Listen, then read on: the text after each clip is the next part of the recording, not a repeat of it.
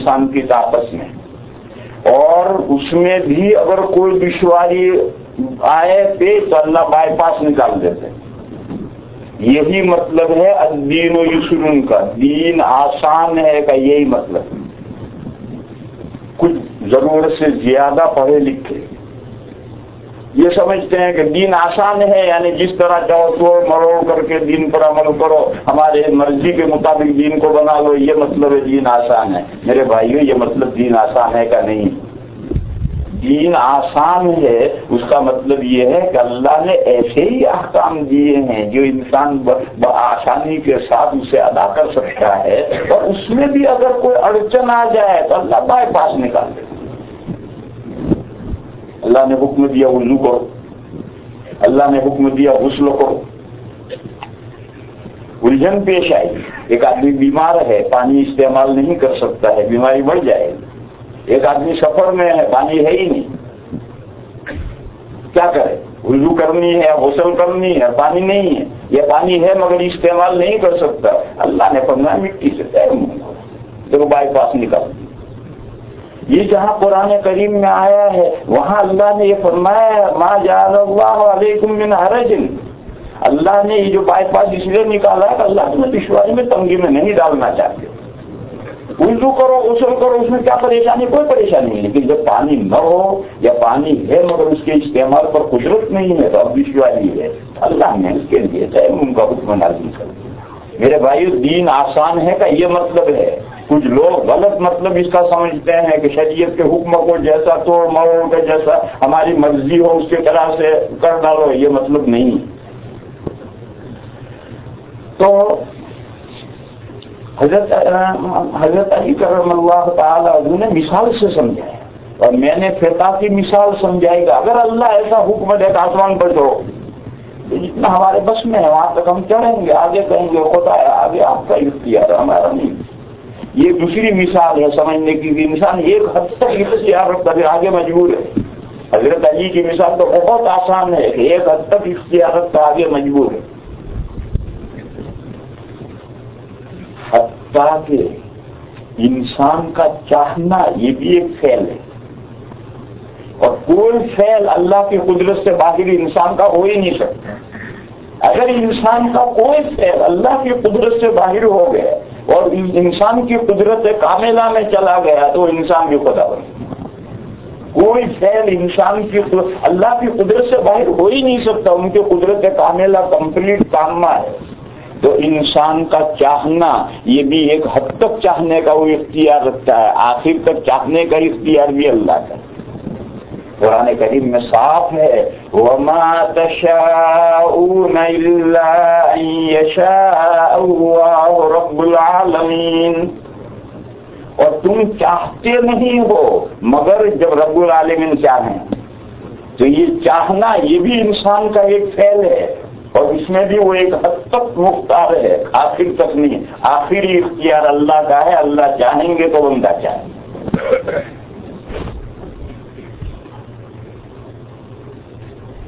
اس مسئلے کو بھی حضرت علی کرم اللہ تعالی وجہہ نے سمجھایا ہے۔ حضرت علی کا مشہور ارشاد ہے عرفت ربی بفسق العزائم، پہچانا میں نے میرے پروردگار کو پختہ ارادے پورے نہ ہونے سے۔ بعض مثلا انسان کا ایک کام کرنے کا پختہ ارادہ ہے، ٹوٹ جاتا ہے وہ پختہ ارادہ، اور وہ پختہ ارادہ رہ جاتا ہے، اور خود آدمی کی رائے بدل جاتی ہے اور وہ اپنا جو پختہ ارادہ کیا تھا وہ نہیں کرتا۔ معلوم ہوا کہ ہمارے پختہ ارادے کے اوپر بھی کوئی ارادے والا ہے۔ یہ مسئلہ بھی حضرت علی نے سمجھایا ہے۔ وہ کہتے ہیں میں نے میرے پروردگار کو پہچانا کہ میرے ارادوں کے اوپر میرا پروردگار ہے۔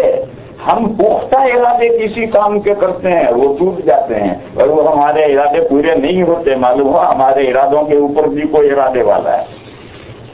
بہرحال آخری اختیار تو ہر مسئلے میں، ہم نماز پڑھتے ہیں اس میں بھی آخری اختیار اللہ کا، ہم روزہ رکھتے ہیں اس میں بھی آخری اختیار اللہ کا، ہم خیرات کرتے ہیں اس میں آخری اختیار اللہ کا ہے، کوئی زنا کرتا ہے اس میں بھی آخری اختیار اللہ کا ہے، کوئی چوری کرتا ہے اس میں بھی آخری اختیار اللہ کا ہے، لیکن ابتدائی مرحلے کا جو اختیار ہے جس کو میں نے پارشیلی اختیار کہا، یہ اختیار اللہ نے بندے کو دے رکھا ہے اور اسی اختیار پر آخرت میں جزا و سزا مرتب ہے۔ یہ اختیار اللہ نے دیگر مخلوقات کو، حیوانات کو نہیں دیا ہے، انسان کو اور جنات کو یہ اختیار دیا ہے جس کی وجہ سے تو جن کا جنت میں جانے کا اس رجسٹر میں نام ہے وہ جنت میں اس لیے نہیں جائیں گے کہ مجسٹر صاحب نے کہہ دیا منظور، نہیں، وہ جنت میں جائیں گے اپنے پارشلی اختیار سے ایمان و اعمال صالحہ کے نتیجے۔ جس کا جہنم میں جانا طے ہے وہ آنکھ بند کر کے طے نہیں کیا اللہ نے، جو جہنم میں جائے گا وہ اپنے پارشلی اختیار سے کفر و معاصی کر کے جہنم میں جائے گا۔ بس فرق ایک ہے، کلاس میں ٹیچر اپنے اسٹوڈنٹس کے بارے میں کسی کے بارے میں جانتا ہے کہ یہ فرسٹ آئے گا، یہ سیکنڈ آئے گا، یہ فیلئر ہے، اور اکثر ایسا ہی ہوتا ہے، لیکن کبھی اس کے خلاف بھی ہو جاتا ہے۔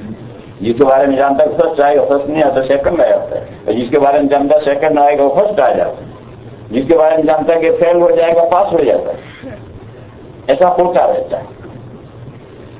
اب اگر یہ فیل ہونے والا فیل ہو گیا اور وہ مقدمہ کر دے، شو کر دے اپنے ٹیچر کو کہ چونکہ تم نے جانا تھا کہ میں فیل ہوں گا اس لیے میں فیل ہوں گا، ٹیچر پہ شو کیا، آپ نے کیونکہ جانا تھا کہ میں فیل ہو جاؤں گا اس لیے میں فیل ہوں گا۔ وہ سیکنڈ والا کہے کہ میں سیکنڈ اس لیے آیا تھا، آپ نے دوسرے کے بارے میں فرسٹ جانا تھا اس لیے میں سیکنڈ رہ گیا، وہ بھی کیوں کرتا ہے؟ میرے بھائی اس کو پاگل کو نہیں کہو گے، کیا کہو گے؟ آپ یہی کہیں گے کہ علم کے تابع معلوم نہیں ہوتا، کہ ٹیچر نے جانا ایسا ہو جانا ضروری نہیں ہے، ٹیچر کا جاننا یہ علم ہے اور ایسا ہونا یہ معلوم ہے، یہ معلوم علم کے تابع نہیں ہوتا ہے، ٹیچر جانتا اس کے خلاف بھی ہوتا ہے۔ لیکن میرے بھائیوں، اللہ جو ازل سے جانتے ہیں اس کے خلاف نہیں ہو سکتا۔ اگر اللہ کے جاننے کے بھی خلاف ہو جائیں تو اللہ کا علم رونگ ہو جائے۔ استغفر اللہ استغفر اللہ، اللہ کا علم رونگ کیسے ہو جائے؟ لہذا اللہ جو کچھ ازل سے جانتے ہیں کہ یہ بندے اپنے دیے ہوئے اختیار سے ایمان و عمل کر کے جنت میں جائیں گے، یہ بندے اپنے دیے ہوئے اللہ کے دیے ہوئے اختیار سے برائیاں اور کفر کر کے جہنم میں جائیں گے، جو اللہ ازل سے جانتے ہیں وہ واقعے کے مطابق ہی جانتے ہیں، واقعے کے خلاف نہیں جانتے۔ واقعے کے خلاف جانیں گے تو اللہ کا علم ناقص ہو جائے گا۔ ٹیچر کا علم تو ناقص ہوتا ہے اور اس کے جاننے کے خلاف بھی ہوتا ہے، اور کوئی ٹیچر ہے کوئی خدا تھوڑی ہے اسے جاننے کے مطابق ہونا، لیکن اللہ تو وہی جانتے جو ہونے والا ہے۔ وہ یوں کہو کہ اللہ کے جاننے کے مطابق ہونا ضروری نہیں، مگر جو کچھ ہونے والا ہے اسے اللہ ازل سے جانتا ہے، اور نہ صرف جانتے ہیں، لوح محفوظ میں سب باتیں لکھی ہوئی بھی ہیں، رجسٹروں میں لکھ بھی دی ہے، کمپلیٹ تمام ریکارڈ تیار ازل سے تیار کر دیا گیا ہے۔ یہ تقدیر کے مسئلے میں ایک کوشچن تھا، اس کا یہ آنسر ہے، یہ باقی یہ تقدیر کا مسئلہ نہیں ہے۔ یہ تو یہ ہے کہ تقدیر جب پلاننگ ہے تو پھر جنت میں جانے والے طے ہیں، جہنم میں جانے والے طے ہیں، تو ففیم العمل، عمل سے کیا فائدہ؟ عمل کا حکم ہے، اس کا کیا فائدہ؟ اس کا جواب ہے کہ جنت میں جانا جس کا طے ہے وہ ایمان و عمل کی بنیاد پر ہی طے ہے، جہنم میں جانا جس کا طے ہے وہ پارشلی اللہ کے دیے ہوئے اختیار سے کفر و شرک کی بنیاد پر جہنم میں جانا طے ہے۔ اور اللہ ازل سے جانتے ہیں، ان کا علم عالم الغیب و شہادہ ہے، ان کا علم کامل ہے، وہ ازل سے ساری باتیں جانتے ہیں۔ واقعہ ہونے کے بعد تو ہر کوئی جانتا ہے، اگر اللہ بھی واقعہ ہونے کے بعد جانے تو پھر اللہ کے علم میں اور دوسروں کے علم میں فرق کیا ہوا؟ وہ عالم الغیب و شہادہ ہے، وہ ازل سے سب چیز جانتے ہیں۔ لہذا یہ ذہن صاف ہو جانا چاہیے کہ یہ جو ٹوٹل مارا گیا ہے یہ آنکھ بند کر کے نہیں مارا گیا ہے، اور یہ ٹوٹل بھی آنکھ بند کر کے نہیں ہے، ان کے دیے ہوئے پارشلی اختیار سے۔ تو بات دوسری طرف چلی گئی، میں تو یہ سمجھا رہا تھا کہ عقیدوں میں حضور نے فرمایا پہلا عقیدہ ہے ان تؤمن باللہ، اللہ کو مانو، وملائکتہ، فرشتوں کو مانو، ورسولہ، رسولوں کو مانو، وکتبہ، کتابوں کو مانو۔ کوئی سوال کرے کہ فرشتوں کو ماننا کیوں ضروری ہے؟ اللہ کی مخلوقات معلوم نہیں کون کون مخلوقات ہیں، ان کا ماننا ہمارے لیے کیوں ضروری ہے؟ فرشتوں کا ماننا کیوں ضروری ہے؟ اس لیے ضروری ہے کہ اگر فرشتوں کا واسطہ نہیں مانو گے تو انبیاء اور انبیاء پر کتابیں کیسے آئیں گی؟ اگر نبیوں کو مانو گے اور ماننا ہے نبیوں کو، نبیوں کی کتابوں کو مانو گے اور ماننا ہے تو فرشتوں کا وجود ماننا ہے، کیونکہ اللہ کے احکام فرشتوں کے ذریعے آتے ہیں۔ اور پانچویں چیز ہے الیوم الآخر، اس دنیا کا لاسٹ ڈے آئے گا۔ چھٹی چیز ہے والقدر خیرہ وشرہ من اللہ تعالی، انسان کے تعلق سے بھلی اور بری پلاننگ اللہ کی طرف سے آلریڈی ہو چکی ہے۔ اور آخری ساتویں بات ہے والبعث بعد الموت، اور مرنے کے بعد پھر دوبارہ زندہ ہونا ہے۔ جب اس دنیا کا لاسٹ ڈے آئے گا، قیامت کا دن آئے گا، آخرت کا آئے گا، تو مرنے کے بعد ہمیں دوبارہ زندہ ہونا ہے۔ حضور نے فرمایا یہ 7 باتیں ماننے کا نام ہے ایمان۔ دیکھو ان 7 باتوں کو اور پھیلاؤ تو عقیدے 7 کے بجائے 54 ہو جائیں گے۔ تعلیم الاسلام نے 54 عقیدے لکھے، اور لمبا کرو ربڑ کو کھینچ کر تو 100 عقیدے ہو جائیں گے۔ بہشتی زیور میں 100 عقیدے لکھے، وہ 100 عقیدے اور 54 عقیدے انہی 7 میں سے نکلے۔ ربڑ کو پکڑ کے کھینچو لمبا ہوتا جائے۔ جیسے فرشتوں کو ایمان لانا ہے۔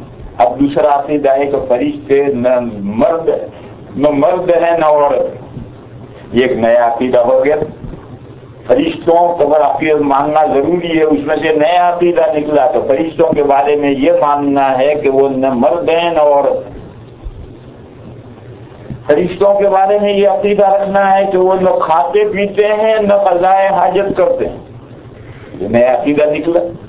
فرشتوں کے بارے میں یہ عقیدہ رکھنا ہے کہ جیسے انسان کوئی اللہ کا اطاعت شعار ہے، کوئی نافرمان ہے، جنات میں بھی کوئی اللہ کا اطاعت شعار ہے، کوئی نافرمان ہے۔ فرشتوں میں ایسا نہیں، تمام فرشتے اللہ کے اطاعت شعار بندے ہیں۔ لا یعصون اللہ ما امرهم، اللہ جو ان کو حکم دیتے ہیں اس کی نافرمانی نہیں کرتے۔ یوں ایک عقیدے میں سے دوسرے عقیدے نکلتے چلے جائیں، اور ان 7 کو بھی گھساؤ تو پھر 2 عقیدے بن جاتے ہیں۔ لا الہ الا اللہ محمد الرسول اللہ، اس محمد الرسول اللہ میں سب آ گئے، فرشتے بھی اسی میں آ گئے، کیونکہ حضور کو جو اللہ نے رسول بنایا تو فرشتے ہی تو پیغام لائے، کتابیں بھی آ گئی، اور دنیا ختم ہو گئی، اسلامی ساری تعلیمات رسول اللہ میں آ گئی۔ اور ان 2 کو بھی اور سمیٹو گے تو ایک عقیدہ ہے لا الہ الا اللہ۔ اصل بنیادی عقیدہ یہ ہے، کیونکہ دوسرا عقیدہ تو زمانوں کے اعتبار سے بدلتا رہا۔ کبھی کلمہ تھا لا الہ الا اللہ موسیٰ کلیم اللہ، کبھی عقیدہ تھا لا الہ الا اللہ عیسیٰ روح اللہ، کبھی عقیدہ تھا لا الہ الا اللہ ابراہیم و خلیل اللہ، اور کبھی عقیدہ ہے لا الہ الا اللہ محمد حبیب اللہ۔ رسول اللہ تو سبھی تھے، اسی لیے حدیث میں فرمایا ہے کہ من کان آخر کلامہ لا الہ الا اللہ دخل الجنہ، جو دنیا سے پاس ہوا اور آخری بات جو دنیا میں وہ بولا لا الہ الا اللہ، جنت میں گئے۔ یہ جو لا الہ الا اللہ ہے اس میں محمد الرسول اللہ انکلوڈ ہے۔ اگر اس لا الہ الا اللہ میں محمد الرسول اللہ انکلوڈ نہیں ہے تو اس لا الہ الا اللہ سے جنت نہیں ملے گی۔ اور صرف محمد الرسول اللہ ہی نہیں، باقی 5 عقیدے بھی انکلوڈ ہیں، باقی 54 عقیدے بھی انکلوڈ ہیں، باقی 100 عقیدے بھی سب اس میں انکلوڈ ہیں۔ اس لا الہ الا اللہ میں سب کچھ ہے، ربڑ اتنا ہے کھینچو گے بھی اتنا ہوگا۔ بعض لوگ اس سے دھوکہ کھاتے ہیں کہ رسالت کا مسئلہ نجات کے لیے ضروری نہیں ہے، توحید کا مسئلہ نجات کے لیے ضروری ہے۔ حدیث میں ہے کہ لا الہ الا اللہ کہتا ہوا جو مرا وہ جنت میں جائے گا۔ معلوم توحید پر مدار ہے نجات کی، محمد الرسول اللہ کی ضرورت نہیں ہے۔ عیسائی بھی نجات پائیں گے، یہودی بھی نجات پائیں گے، جو بھی لا الہ الا اللہ کہے گا نجات پائے گا، ایسا ایک خیال پایا جاتا ہے۔ تو اس لیے میرے بھائی اسے سمجھو، یہ عقیدے سمٹتے سمٹتے اندر داخل ہوتے ہیں، پھر 7 ہوتے ہیں، پھر 7 میں سے 2 ہوتے ہیں، پھر 2 میں سے 1 ہوتا ہے۔ تو وہ لا الہ الا اللہ پر جنت ملے گی جس میں یہ سارے محمد رسول اللہ انکلوڈ ہے، اسی پر جنت ملے گی، اس کے بغیر نہیں۔ تو حضور نے فرمایا یہ 7 عقیدے ہیں۔ تو وہ صاحب جو آ کر بیٹھے تھے انہوں نے کہا صدقتا، آپ نے رائٹ کہا، آپ کا آنسر رائٹ۔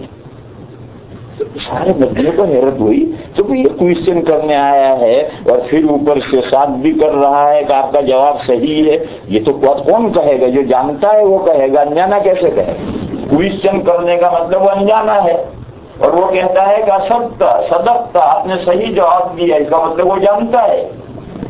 تو صحابہ کو اور حیرت ہوئی۔ اس نے اگلا سوال کیا، مل اسلام، اعمال اسلام کیا ہیں؟ یہ جو عقیدے ہیں یہ تو بیج ہیں، اس بیج پر جو درخت اگے گا اسلام کا وہ عقیدے کیا ہیں؟ حضور نے فرمایا وہ 5 عقیدے نہیں، وہ 5 کام ہیں۔ اسلام کے بنیادی کام 5 ہیں۔ پہلا کام ہے اس بات کی گواہی دینا کہ اللہ کے علاوہ کوئی معبود نہیں۔ دیکھو میرے بھائیو، اللہ ایک ہے جن کو سبھی انسان مانتے ہیں، کوئی 2 انسان نہیں مانتا۔ یہ عیسائی گاڈ ایک ہی مانتے، اور وہ جو انہوں نے 3 خدا کر رکھے ہیں، ٹرینیٹی، وہ تو 3 in 1 نکالا ہے۔ ایک میں حصے بکھرے کر کے 3 بنائے ہیں، باقی گاڈ ایک ہی ہے ان کے یہاں۔ عیسائی اور سفر، یہودی بھی ایک خدا مانتے ہیں، اسے یہوہ کہتے ہیں، ان کے خدا ایک ہی یہوہ۔ پھر وہ مشرک کیوں ہیں؟ قرآن کریم میں ہے کہ انہوں نے اللہ کے علاوہ رب بنائے ہیں، ارباب بنائے ہیں۔ حضرت عدی ابن حاتم رضی اللہ تعالیٰ عنہ جو پہلے عیسائی تھے مسلمان ہوئے، انہوں نے ایک سوال کیا کہ یا رسول اللہ، یہ جو یہود و نصارہ ہیں یہ تو اللہ ہی کو رب مانتے ہیں، اللہ کے علاوہ کسی کو رب نہیں مانتے، اور سورہ توبہ میں ہے تو انہوں نے اللہ کا علاوہ رب بنائے ہیں۔ حضور نے فرمایا کہ ایسا نہیں ہے کہ ان کی اتھارٹی کسی چیز کو حلال کہہ دے حلال، کسی چیز کو حرام کہہ دے حرام۔ وہ اپنے بشپوں کو، اپنے پادریوں کو، اپنے پوپوں کو حلال و حرام کا اختیار نہیں دیتے۔ تو حضرت علی نے کہا کہ نہیں، یہ اختیار تو ان کے پاس ہے۔ حضور نے فرمایا یہی ان کو رب بنانا، جو حلال و حرام کا اختیار انہیں دے رکھا انہوں نے، یہی رب بنانا۔ تو ایسے رب تو انہوں نے بہت سے بنا رکھے، باقی خدا وہ ایک ہی مانتے ہیں۔ ہمارے ہندوستان کے ہندو کروڑوں مورتیاں پوجتے ہیں، بے شمار چیزوں کو پوجتے ہیں، مگر خدا ان کی بھی ایک ہی، اسی کو وہ ایشور کہتے ہیں، ایشور ایک ہی ہے۔ اسی کو وہ پرمیشور کہتے ہیں، پرمیشور ان کا ایک ہی ہے۔ اسی کو بھگوان کہتے ہیں، بھگوان ان کا ایک ہی ہے۔ ایشور کے معنی خالق، پیدا کرنے والا، کریٹر۔ پرمیشور کے معنی پریم لفظ آتا ہے، پرمیشور کے معنی ودود، اللہ نے یہ ساری سرشتی پوری یونیورسل پیدا کیا ہے، اور اللہ کو اپنی مخلوقات سے بے حد پیار ہے، محبت کرنے والے ہیں، وہ پرمیشور ہے۔ اور مخلوق کی بھکتی اور ورشپ کا حق صرف ان کا ہے، بھگوان وہی ہے۔ تو وہ بھی ایک ہی خدا مانتے ہیں، مگر پوری دنیا میں ایک مندر بھی بھگوان کی بھکتی کے لیے نہیں ہے، جتنے مندر ہیں وہ اللہ کی مخلوق کی بھکتی کے لیے۔ بدھسٹ وہ بھی ایک خدا مانتے ہیں، مجوسی جو یزدا اور اہرمن مانتے ہیں، دو خدا مانتے ہیں، تو اصلی خدا یزدا کو مانتے ہیں اور اہرمن کو تو اللہ یزدا کا پیدا کیا ہوا بندہ مانتے ہیں۔ تو مسئلہ یہ نہیں ہے کہ خدا ایک ہے یا چند ہے، یہ مسئلہ ہے ہی نہیں، تمام انسان خدا ایک ہی مانتے ہیں۔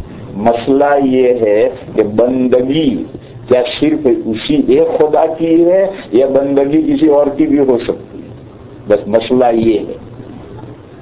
اسلام کہتا ہے لا الہ الا اللہ، کوئی معبود نہیں ہے اللہ کے سوا، اور دوسرے لوگ جو ہیں وہ اللہ کے علاوہ کو بھی عقیدے میں معبود مانتے ہیں یا عملی طور پر معبود مانتے ہیں۔ ان کے سامنے معبود والی ورشپ والے جو اعمال ہیں وہ اعمال کرتے ہیں، جاتے ہیں قبروں کا طواف کرتے ہیں، یہ طواف یہ تو اللہ ہی کے گھر کا ہوتا ہے، کسی اور کے گھر کا طواف یہ ورشپ عبادت والا عمل کی کر رہے ہیں۔ قبروں کو سجدہ کرتے ہیں، سجدہ اللہ ہی کے ورشپ والا عمل ہے۔ یہ جو قبروں کو سجدہ کرتے ہیں چاہے وہ قبر کو خدا نہ مانے مگر عبادت والا عمل تو کیا۔ ولیوں سے مرادیں مانگتے ہیں، ولیوں کی منتیں مانتے ہیں، مرادیں اور منتیں اللہ ہی کی ہیں، وہ دینے والے وہی ہیں، ان کے علاوہ کسی کے پاس کچھ نہیں۔ پھر تم کیوں ان سے مرادیں مانگ رہے ہو، منتیں مانگ رہے ہو؟ وہ استغاثہ کرتے ہیں، فریاد کرتے ہیں یا علی مدد یا غوث مدد، اور نماز میں کیا کہتے ہیں ایاک نعبد و ایاک نستعین، ہم آپ ہی سے مدد چاہتے ہیں، اور پکار رہا ہے یا علی مدد یا غوث مدد، یا مورتیاں رکھ کر سجدہ کرتا ہے یا حضرت عیسیٰ کو یہ مانتا ہے۔ یہ سب شرک کی شکلیں ہیں۔ اسلام کہتا ہے معبود ایک ہی اللہ ہے، اس کے علاوہ کوئی معبود نہیں۔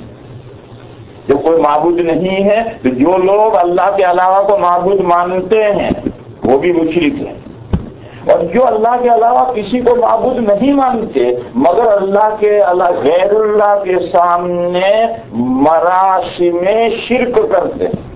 مراسم یعنی وہ شکلیں جو اللہ کے ساتھ عبادت کی خاص ہیں، وہ شکلیں ان کے ساتھ کرتے ہیں تو وہ بھی مشرک ہیں۔ تو بنیادی عقیدہ ہے لا الہ الا اللہ، اللہ کے علاوہ کوئی معبود نہیں۔ اس عقیدے کی گواہی دینی پہلا اسلام کا پہلا عمل ہے، اس عقیدے کی گواہی دو۔ دوسرا عقیدہ ہے محمد الرسول اللہ۔ اس عقیدے کا مطلب یہ ہے کہ یہ ایک سیریز ہے، سلسلہ ہے، آدم علیہ السلام سے چلا ہے اور تمام انبیاء اور رسول برحق ہیں، مگر یہ پیریڈ محمد الرسول اللہ کا چل رہا ہے، لہذا اب بات انہی کی سنی جائے۔ اس سے پہلے والے سب برحق ہیں مگر ان کا پیریڈ ختم ہوا۔ ہمارے یہاں مدرسوں میں، اسکولوں میں، یونیورسٹیوں میں پہلا گھنٹہ ہے، کھلا استاد آئے گا پڑھائے، اس کا گھنٹہ ختم ہوا چلا گیا، دوسرے گھنٹے میں دوسرا استاد آ کر پڑھائے، وہ اس کا گھنٹہ پورا چلا گیا، تیسرے گھنٹے میں تیسرا استاد آئے گا، یہ اس کا پیریڈ۔ اگر پہلا یا دوسرا استاد تیسرے گھنٹے میں آ جائے تو ان کو آنے کا حق نہیں ہے، اور آئیں گے تو اس کا سبق طالب علم نہیں سنیں گے، تیسرا گھنٹہ جس کا پیریڈ ہے اسی کا سبق سنیں۔ یہ مثال ہے اس سے سمجھنے کے لیے کہ سب انبیاء اپنے اپنے زمانے میں برحق ہیں مگر ان کے پیریڈ ہے، اور جب ایک نبی کا پیریڈ گزر گیا تو اگلے نبی کو ماننا ہے، پچھلوں کو بھی ماننا ہے، اگلے کو بھی ماننا ہے۔ یہود نے وہ موسیٰ علیہ السلام پر رکھ دے، عیسیٰ علیہ السلام کو نہیں مانا، یہود نے عیسیٰ علیہ السلام کو نہیں مانا۔ وہ عیسیٰ علیہ السلام کو کہتے ہیں یہ دجال تھا، یہودی حضرت عیسیٰ کو دجال تصور کرتے ہیں اور حقیقی عیسیٰ کا انتظار کر رہے ہیں۔ یہودی حقیقی عیسیٰ کا انتظار کرتے ہیں، اور ان کے یہاں ایک گائے ہے، اس کا ایک بچڑا ہے، وہ مرے گا یا ماریں گے، اس کے بعد حقیقی عیسیٰ نکلیں گے، تو عالم مشقت۔ چنانچہ جب کانا دجال نکلے گا تو یہی یہودی سب دوڑ کر اس کی پیروی کریں گے۔ یہ سب سے پہلے دوڑیں گے کیوں؟ یہ انتظار میں، حقیقی عیسیٰ کے انتظار میں، تو جب کہاں دجال نکلے گا تو سمجھے گا دجال تو گزر چکا، اب یہ حقیقی عیسیٰ ہے تو دوڑ کر اس کا فالو کریں. اور وہ جو حقیقی عیسیٰ آ کر چلے گئے وہ ان کے نزدیک دجال تھے جن کو انہوں نے قتل کر دی. تو وہ یوں کافر ہو گئے. کافر کے معنی ریجیکٹر، نہ ماننے والے. عیسیٰ علیہ السلام کو نہ ماننے سے ہو گئے. حقیقی عیسیٰ علیہ السلام آ گئے، ان کے ماننے والے. جب ان کے 550 سال کے بعد میں آخری پیغمبر ہمارے آقا حضرت محمد مصطفیٰ صلی اللہ تعالی علیہ وسلم تشریف لائے تو انہوں نے ان کو نہیں مانا. عیسیٰ علیہ السلام کو مان رہے ہیں مگر جب ان کا پیریڈ ختم ہو کر اگلے نبی کا پیریڈ شروع ہوا اسے نہیں مانا انہوں نے، تو وہ بھی کافر. لفظ کافر کے معنی ہیں ریجیکٹر. کس چیز کے انکار کرنے والے؟ یہ جس نبی کا پیریڈ شروع ہوا اس کا، اس پر نازل ہونے والی کتاب کا، اس پر نازل ہونے والے دین کا انکار کرنے. آج کل لوگ کافر لفظ کو مائنڈ کرتے ہیں، برا مانتے ہیں، مت استعمال کرو. کوئی ضروری تھوڑی ہے کہ جو لفظ برا ہو اسے استعمال کرو. دیکھو ماموں کو کہیں ماموں جان تشریف لائیے تو کم از کم $1 نکال کر جائے گا، بن جائے گا. اور اگر آیا کیا آئیے باپ کے سالے آئیے تو $1 نہیں مارے گا، رہتا مارے. تو جو لفظ ماموں کو برا لگتا ہے کیوں بولو؟ ماموں جان کہہ کے بلاؤ. ہم ہندوستان میں کافی لفظ استعمال ہی نہیں کرتے. غیر مسلم کو وہ برداشت کرتے ہیں. ہمارے ہندوستان کے ہندو غیر مسلم، نن مسلم اس کو مائنڈ نہیں کرتے. وہ کہتا ہے نن مسلم ہے، غیر مسلم ہے، لیکن کافر کو تو مائنڈ کرتا ہے. تو یہاں بھی ایسا ہوگا. تو اگر ایسا ہے تو آپ لفظ کافر نہیں استعمال کریں. لفظ کافر کے معنی نن مسلم کے، لفظ کافر کے مسلم نہ ماننے والا، ریجیکٹر کے معنی ہیں. اس لفظ کو اگر وہ برا سمجھتے ہیں تو کیوں آپ چڑھائیں، کیوں گالی دیں؟ بات مہذب طریقے پر کہی جا سکتی ہے تو بھوکے طریقے پر کیوں کہی جائے؟ یہ قاعدہ یاد رکھنا چاہیے، کلی یا قاعدہ. تو یہ پیریڈ شروع چل رہا ہے محمد الرسول اللہ کا، اس کی گواہی دو. یہ اسلام کے اعمال میں سے پہلا عمل ہے اور بنیادی عمل ہے. اس کی تھوڑی تفصیل سمجھو. گواہی کہاں دی جاتی؟ ایک مکان ہے، اس میں یہ کہتا میرا ہے، دوسرا کہتا میرا ہے. آپ جانتے ہیں سڑک پر کھڑے کھڑے آپ باتیں کر رہے ہیں کہ فلاں آدمی غلط کہتا ہے یہ مکان فلاں کا ہے. یہ جو سڑک پر کھڑے کھڑے آپ باتیں کر رہے ہیں یہ گواہی ہے؟ یہ گواہی نہیں.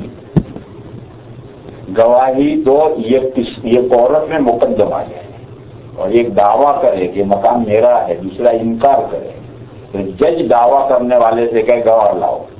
اب وہ گواہ آپ کو لے گئے، آپ کھڑے ہوں گے، سامنے وہ انکار کرنے والا موجود چاہیے. اس کی موجودگی کے بغیر گواہی نہیں ہو سکتی. اس کی موجودگی میں آپ کہیں گے جج صاحب سے کہ جج صاحب فلاں مکان جو ایسا ایسا حدود جو ان صاحب کے پاس ہے وہ مکان کے مالک یہ ہے گواہی.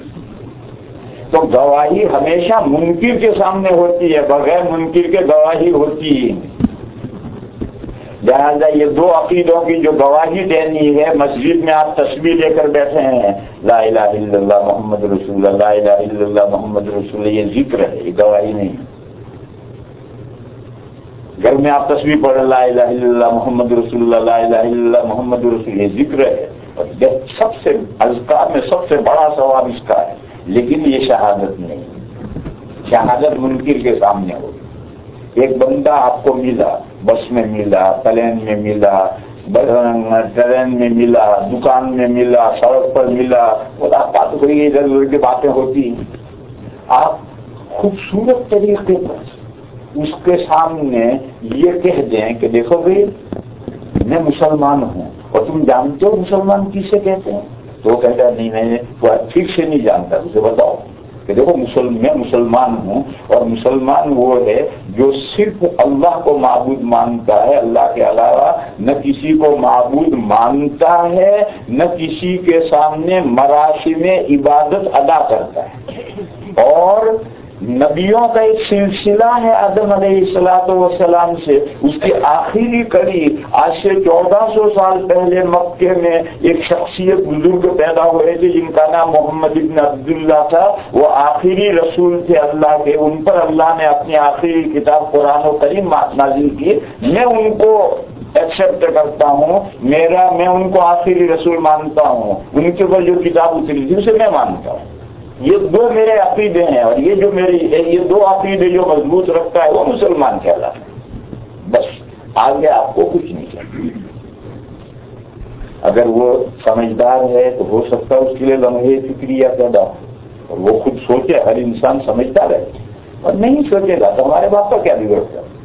ہم نے دو عقیدوں کی گواہی دے دی، لا الہ الا اللہ کی بھی گواہی دے دی اور محمد رسول اللہ کی بھی گواہی دے دی.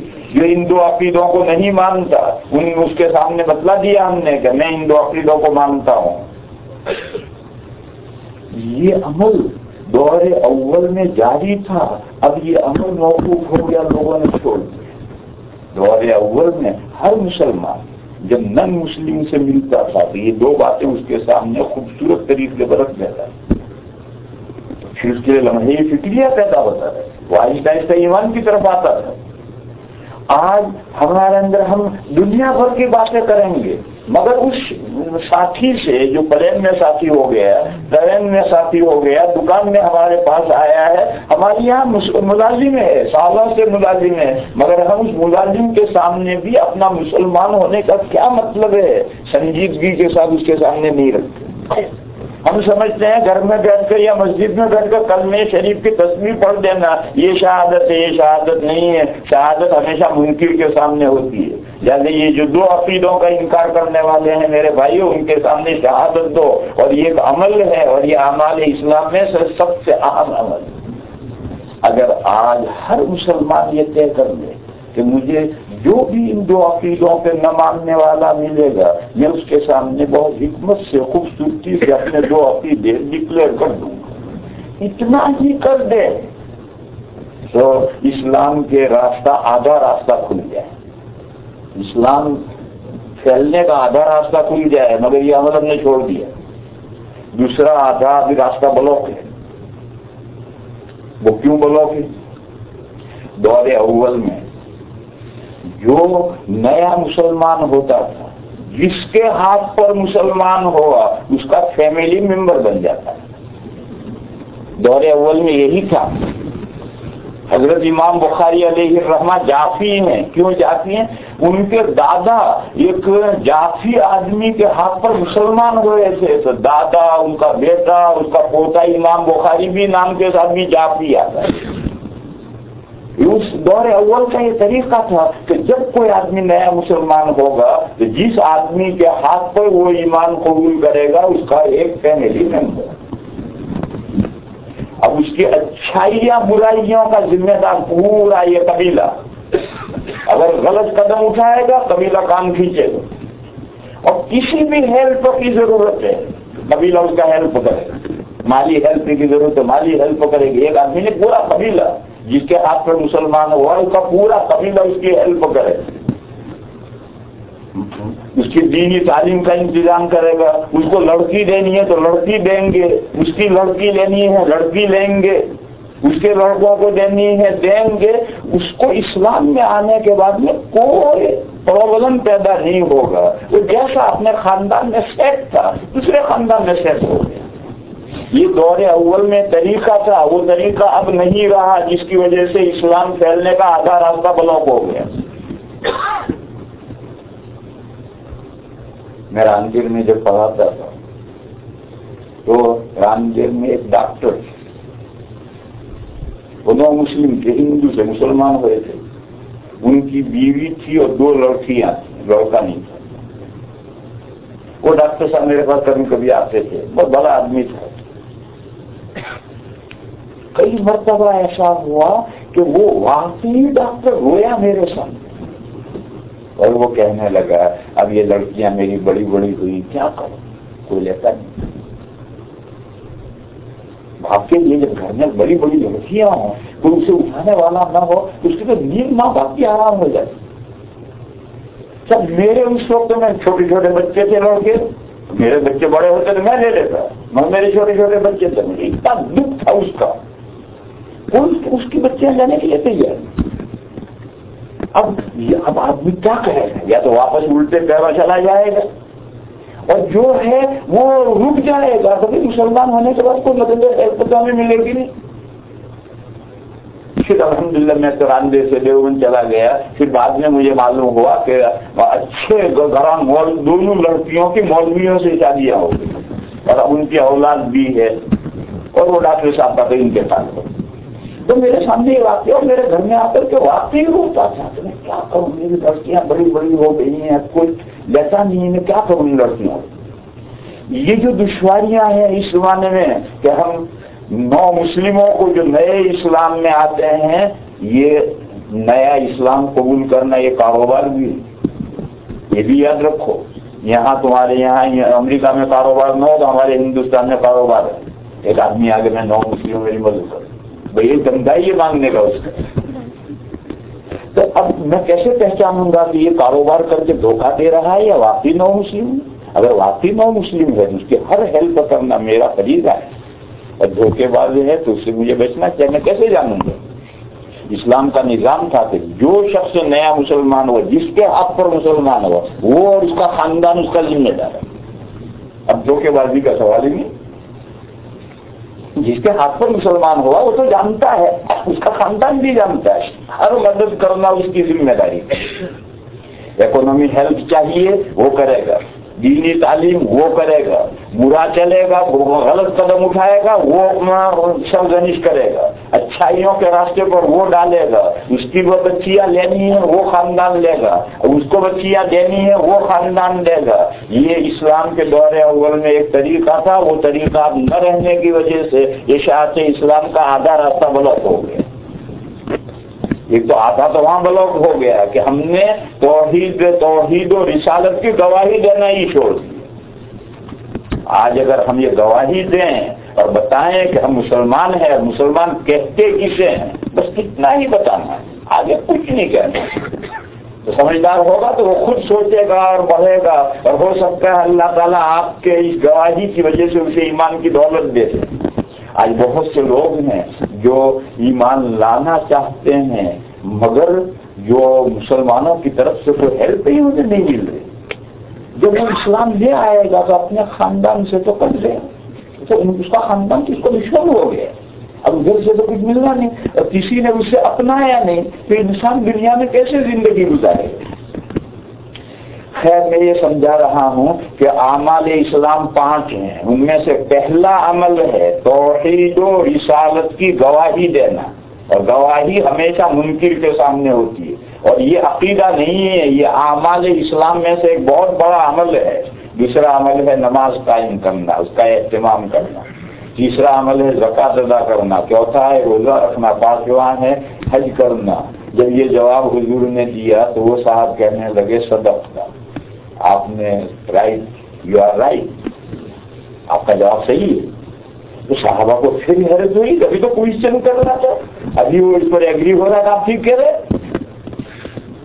اس نے تیسرا سوال کیا، مد احسان۔ احسان یہ عربی کا ایک لفظ ہے، اس لفظ کے جو عربی جاننے والے ہیں وہ جانتے ہیں کہ احسان باب افعال کا مصدر ہے، اور اس کے معنی ہے نکو کردن، اچھا کرنا، عمدہ کرنا۔ تو انہوں نے پوچھا مل احسان، عمدہ کرنے کا طریقہ کیا ہے، کیا چیز عمدہ کرنی ہے؟ یہ جو اوپر والے سوال میں اعمال اسلام 5 ہیں، ان 5 اعمال کو ہم شاندار ادا کرنا چاہتے ہیں، اس کا کیا طریقہ ہے؟ حضور نے فرمایا اس کے 2 طریقے۔ ایک طریقہ ذرا مشکل ہے، ہر آدمی کو وہ طریقہ حاصل نہیں ہو سکتا، اور دوسرا طریقہ سمپل سادہ ہے، ہر آدمی کو حاصل ہے۔ پہلا طریقہ یہ ہے کہ آپ اللہ کی عبادت کریں، نماز پڑھیں، زکوٰۃ دیں، روزہ رکھیں، حج کریں، اس حالت میں کہ آپ اللہ کو دیکھ رہے ہیں، آپ اللہ کو دیکھ رہے ہیں، گویا حقیقتاً نہیں دیکھ سکتے، گویا آپ اللہ کو دیکھ رہے ہیں، اس حال میں عبادتیں کریں، تمہاری عبادتیں شاندار ہوں گی۔ مگر یہ درجہ حقیقتاً تو اللہ کو کوئی دیکھ ہی نہیں سکتا، لیکن گویا دیکھ رہے ہیں، اس درجے تک پہنچنا بھی مشکل ہے۔ تو حضور نے فرمایا کہ اگر تمہیں یہ درجہ حاصل نہیں ہے تو یہ تو ہر مومن کا ایمان ہے کہ اللہ ہمیں دیکھ رہے ہیں۔ لا تدرکہ الابصار وہو یدرک الابصار وہو اللطیف الخبیر، نگاہیں اللہ کو پا نہیں سکتی اور اللہ سب نگاہوں کو پا رہے ہیں، وہ باریک بھی ہیں، باخبر ہیں۔ تو اللہ تو دیکھ رہے ہیں، ایک اور مومن کا عقیدہ ہے۔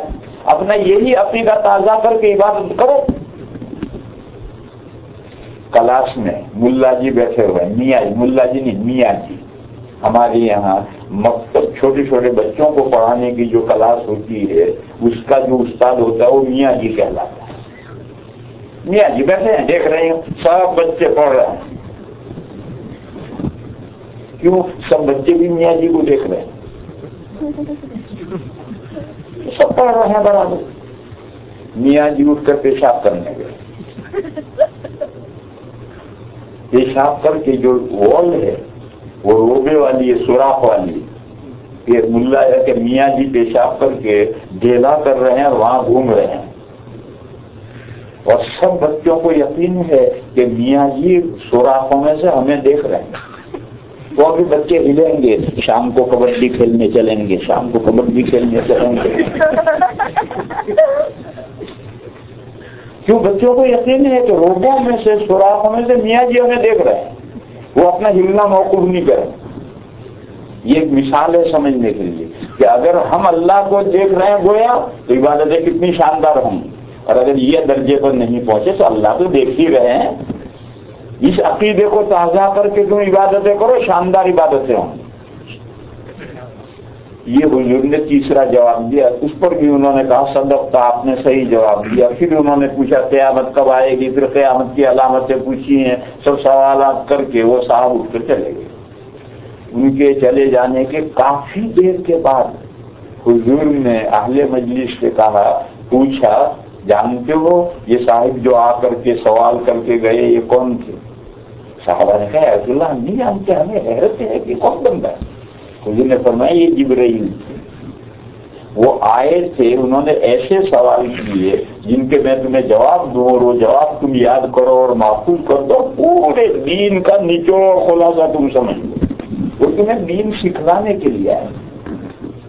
تو میں یہ سمجھا رہا تھا کہ فرشتہ اگر وہ انسان اسے کب دیکھے گا کہ وہ انسانی لبادہ پہن کر آئے گا، اگر فرشتہ اپنی اصلی حالت میں آئے گا تو حضور دیکھیں گے، فرشتہ نہیں دیکھے گا، تو دوسرے صحابہ نہیں دیکھیں گے، حضور ہی دیکھیں گے۔ اس میں میں نے کہا تھا کہ اس حدیث میں ایک خاص نقطہ ہے جسے سمجھنا ہے۔ وہ نقطہ کیا ہے کہ دین اسلام کے بنیادی اجزاء تین ہیں۔ عقیدے درست ہونے چاہیے، اگر عقیدے درست نہیں ہیں تو بیج ہی خراب ہے، اس پر کیا درخت اگے گا؟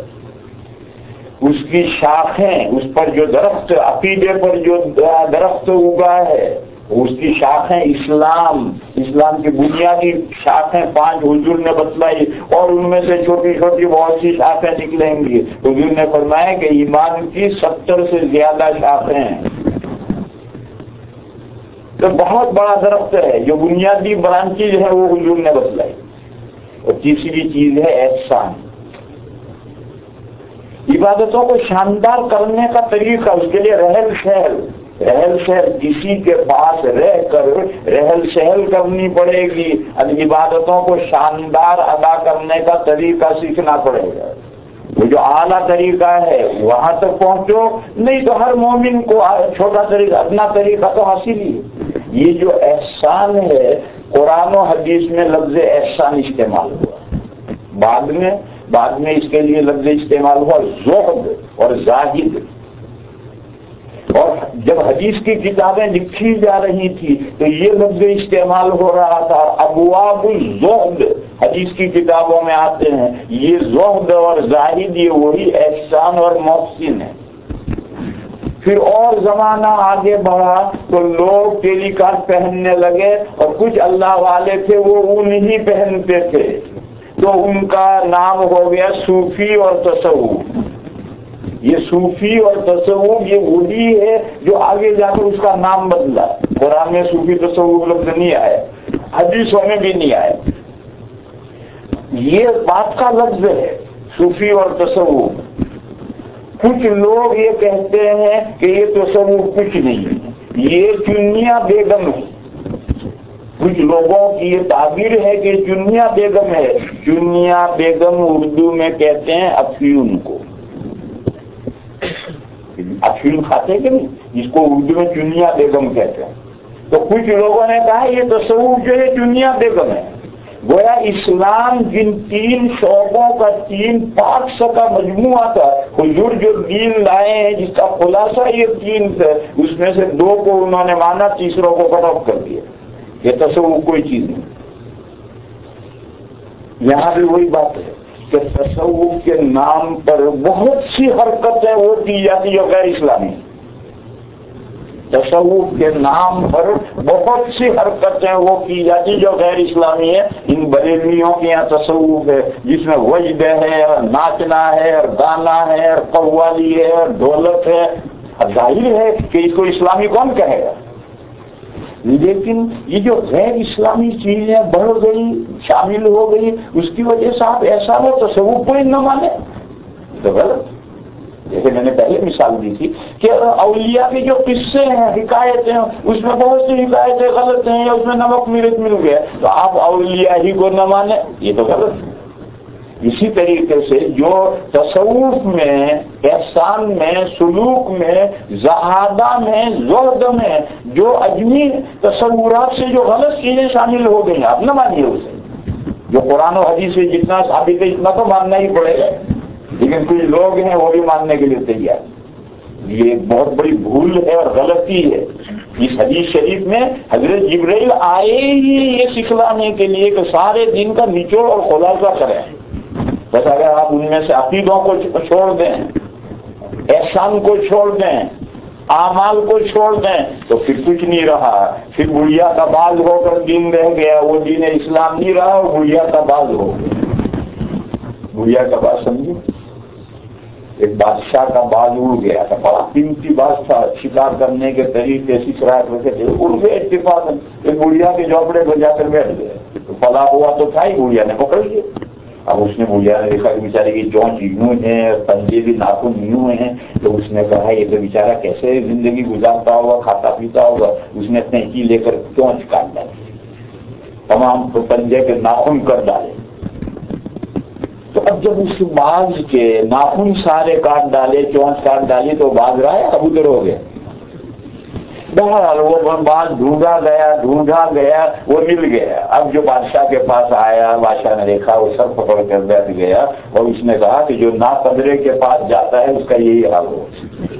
تو بڑھیا ناقدر، اس کو باز کی کیا قدر، دیکھو اس نے باز کا کیا حال کر دیا.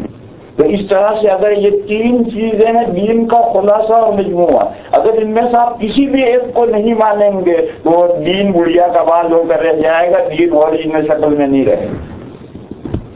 تو خیر میرے بھائیوں میں بات یہ کہہ رہا تھا، بات کہیں سے کہیں نکل گئی. میں تو یہ بتا رہا تھا کہ فرشتے اس زمین پر 3 مخلوقات ہیں اور وہ مخلوقات جو کثیف ہیں وہ لطیف کو نہیں دیکھتا، لطیف دیکھتا ہے.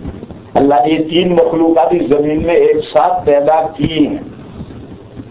یہ جو اللہ تعالیٰ نے بشر کو، انسان کو سب سے زیادہ کثیف بنایا ہے، یہ جو کثافت ہے یہی معنی ہے جس کی وجہ سے وہ اللہ کا کی زیارت میں نہیں کر سکتے. تو معنی انسان کی طرف ہے، اللہ کی طرف سے کوئی معنی نہیں. اسی طرح سے ایک بات اور بتاؤں، 2 ورلڈ ایک ساتھ چل رہے ہیں اور جب 2 چیزیں ایک ساتھ چلیں گے تو بیچ میں بیریئر ہوگی، ڈیوائڈر ہوگا. ایک ہماری یہ دنیا ہے اور دوسری آخرت ہے، اور بیچ میں عالم برزخ ہے، عالم قبر ہے، وہی آڑ ہے دونوں کے درمیان. دونوں ساتھ ساتھ چل رہے ہیں مگر ہمیں آخرت نظر نہیں آتی اور جانوروں کو آتی. آخرت تک نہیں، میں غلط کہا، وہ جو بیچ میں عالم قبر ہے ہمیں نظر نہیں آتا اور جانوروں کو آتا ہے. حدیث میں ہے کہ جانور جب قبرستان سے قریب سے گزرتا ہے تو جانوروں کو عذاب قبر سنائی دیتا ہے، اور حضور نے فرمایا ثقلین انسان اور جنات کے علاوہ تمام مخلوقات کو عذاب قبر سنائی دیتا ہے۔ ثقلین انسان اور جنات، یہ دو بوجھل مخلوق ہیں، ان کے پاس گناہ ہیں، دوسری مخلوقات کے پاس گناہ نہیں ہے، ان دو کے پاس گناہ ہیں، اس لیے دو بوجھل مخلوق ہیں، ان کو نہیں سنائی دیتا، باقی سب کو سنائی دیتا ہے۔ کیوں؟ ان کو کیوں نہیں سنائی دیتا، ان کو کیوں سنائی دیتا ہے؟ انسان کے لیے معنی ہے اس کی عقل کی زیادتی، اور ان کے لیے وہ اوپن ہے ان کی عقل کی کمی۔ یہ عقل جتنی بڑھے گی پردہ بنے گی، یہ عقل جتنی بڑھے گی یہ پردہ بنے گی، اور یہ جتنی عقل کم ہوگی پردے ہٹیں گے۔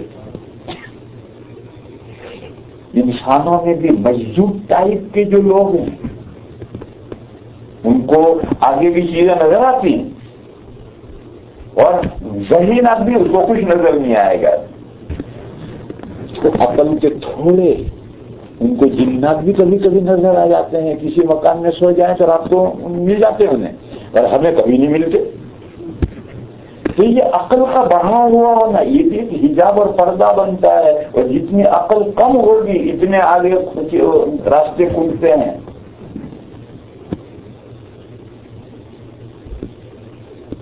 یہ عقل اللہ نے اگر زیادہ دی ہے تو زیادہ دی ہے، جسے لگام لگا کر رکھو ورنہ ایک کھڈے میں لے جا کر گرائے گی۔ میرے بھائی اس قاعدے کو سمجھو، اللہ نے انسان کو عقل دی، سب کو بہت زیادہ نہیں دی، کچھ ہی لوگوں کو اللہ نے بے حد عقل دی، لہذا یہ عقل کہیں کھڈے میں نہ ڈالے، اس کو لگام لگا کر رکھو۔ اس کی لگام کیا ہے؟ سمجھو اس مسئلے کو، اللہ نے جو عقل دی ہے ہمیں، یہ کھوپا کھانے کے لیے نہیں دی، یوز کرنے کے لیے، استعمال کرنے کے لیے۔ دنیا میں استعمال کرو، خوب جتنا کرنا ہو کرو، کوئی منع نہیں کر رہا، اور اللہ نے آخرت کے تعلق سے اس دنیا میں کیا کرنا ہے اس کے لیے وہی بھیجی ہے، نقل اتاری ہے، اس نقل کو بھی عقل سے سمجھنا ہے۔ لہذا اب عقل اور نقل، نقل یعنی وحی، عقل اور نقل ان کا بیلنس کس طرح قائم کرنا ہے۔ اگر آپ نے عقل اوپر کر دی اور نقل کو نیچے کر دیا تو یہ عقل آپ کو کھڈے میں لے جا کر لگے۔ آپ نقل کو اوپر کیجئے اور عقل کو نیچے کیجئے تو یہ عقل آپ کو صحیح راستے پر چلائے گی۔ مشہور جملہ ہے کہ اے روشنی تباسو من برمن بلا شبی، یہ جو طبیعت کی روشنی یعنی عقل کی فراوانی زیادتی یہ انسان کے لیے بلا بن جاتی ہے، اسے کھڈے میں لے جا کر ڈالتی ہے۔ کیوں؟ وہ نقل کے اوپر اسے سوار کر دیتا ہے، اور اس کی عقل میں جو آئے وہی آیت کا مطلب ہے، اس کی عقل میں جو آئے وہی حدیث کا مطلب ہے۔ یہ گمراہی کا راستہ ہے میرے بھائیو، اسے سمجھ لو۔ اگر عقل آپ نے اس کا لیول اوپر کر دیا اور نقل کو نیچے کر دیا، اس کی عقل میں جو آئے وہی آیت کا مطلب، وہی حدیث کا مطلب، یہ گمراہ کر کے چھوڑ دے۔ عقل کو نیچے رکھو، نقل کو اوپر رکھو، اور نقل کے سمجھنے میں عقل سے کام لو، اس سے ہیلپ لو۔